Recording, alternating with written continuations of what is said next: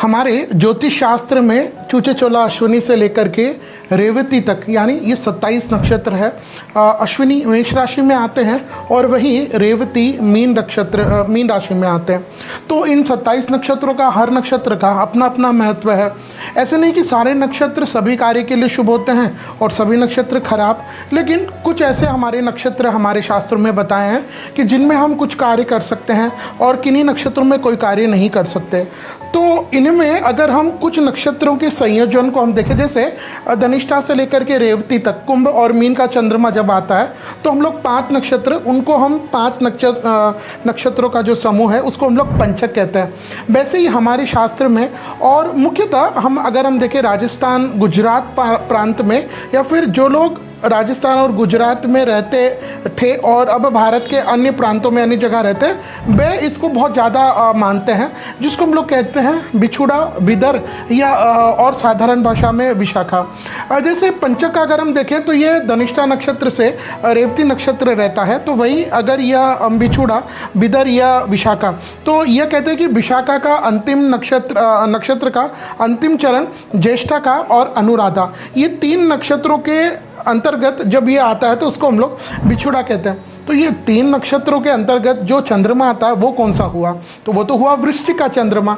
और जैसे अगर अभी आप देख रहे हैं कि स्क्रीन पे देखिए ये वृश्चिक राशि है, तो वृश्चिक राशि का जो चिन्ह है, जो उसका जो सिंबल है वो देखिए विष का हुआ, यानी बिच्छू का हुआ। तो बिच्छू जो है वो विष छोड़ता है। तो ये वृश्चिक राशि है, ये चंद्रमा वृश्चिक राशि के नीच के रहते हैं। तो जब नीच के चंद्रमा होते हैं तो हमारे शास्त्र कहते हैं व्यक्ति का जो मन है वो बहुत ज़्यादा अस्थिर रहता है, एक जगह संतुलित नहीं रहता, डाइवर्ट रहता है, डिस्टर्ब रहता है। और चंद्रमा मनसो जा चक्षु हो सूर्य हो जाए, तो चंद्रमा हमारे मन का स्वामी है। और जब व्यक्ति का मन ही डावाडोल हो, अस्थिर हो, तो उसको कोई भी शुभ काम, नया काम इन जनरली नहीं करना चाहिए। लेकिन ये ज्येष्ठा नक्षत्र, विशाखा नक्षत्र, अनुराधा नक्षत्र, इन तीनों के संयोजन को जब हम बिछुड़ा कहते हैं, लेकिन ठीक है ज्येष्ठा में भी कुछ कार्य होते हैं, लेकिन अनुराधा नक्षत्र तो बहुत से कार्यों में शुभ मंगलकारी माना गया है, प्रशस्त माना गया। अनुराधा नक्षत्र में तो अधिकतर हमारे 90% जो शुभ कार्य, नए कार्य, मंगल कार्य है, ये सारे कार्य हमारे शास्त्रों ने कहा था इनमें होते ही है। तो आइए अब हम बात करते हैं साल 2026 में मई के महीने में अगर ये बिछुड़ा कब प्रारंभ होगा, कब समाप्त होगा। जैसे मैंने आपको अभी बताया ना, ये अनुराधा, ज्येष्ठा और विशाखा नक्षत्र के संयोजन से बनता है। तो पहले हम ये समझ लेते हैं कि ये तीनों नक्षत्र प्रारंभ कब होंगे, समाप्त कब होंगे, और उसके बाद फिर ये बिछुड़ा, बिदर का समय ये मई के महीने में कब प्रारंभ होगा और कब समाप्त होगा। तो विशाखा नक्षत्र प्रारंभ हो जाएगा 2 मई 2026 को सुबह के 6 बजे और ये समाप्त हो जाएगा 3 मई 2026 को सुबह के 7:10।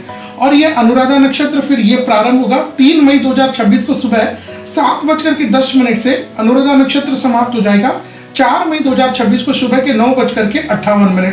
इसके बाद ज्येष्ठा नक्षत्र की बात करें तो ज्येष्ठा नक्षत्र ये प्रारंभ हो जाएगा 4 मई 2026 को सुबह के 9:59 और ज्येष्ठा नक्षत्र समाप्त हो जाएगा 5 मई 2026 को दोपहर के 12:55। तो यह तो हुआ विशाखा, ज्येष्ठा और अनुराधा नक्षत्र कब प्रारंभ होगा और कब समाप्त हुआ है। तो अब हम बात करते हैं साल 2026 में कुल मिलाकर के ये विशाखा, जिसको हम लोग साधारण मारवाड़ी भाषा में बिछुड़ा बिदर कहते हैं, मई के महीने में ये कब प्रारंभ होगा और कब समाप्त होगा। तो मई के महीने में बिछुड़ा बिदर जो है ये प्रारंभ हो जाएगा रविवार 3 मई 2026 को रात्रि के 12:30 और ये बिछुड़ा बिदर विशाखा मई के महीने में ये समाप्त हो जाएगा मंगलवार 5 मई 2026 को दोपहर के 12:55।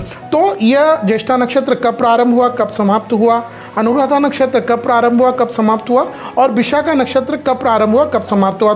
तो अगर आप हमारे चैनल पर पहली बार आए हैं तो मैं आपसे बताऊं कि हम ये ज्योतिष विद्या अध्यात्म में हमारी 9वीं पीढ़ी है। हमारे इस चैनल पर जो वेद शास्त्र, स्मृति, पुराण सम्मत, पंचांग सम्मत जो मुहूर्त होते हैं, जैसे ग्रहण है, अमावस्या, इन सभी का हम रेगुलरली अपडेट करते रहते हैं। तो आप ये शास्त्र सम्मत जानकारी सर्वप्रथम शुद्ध तरीके से प्राप्त करना चाहते हैं तो हमारे चैनल को लाइक और सब्सक्राइब करें, जिससे यह सुंदर शास्त्रोक्त जानकारी सर्वप्रथम आप तक पहुंचे।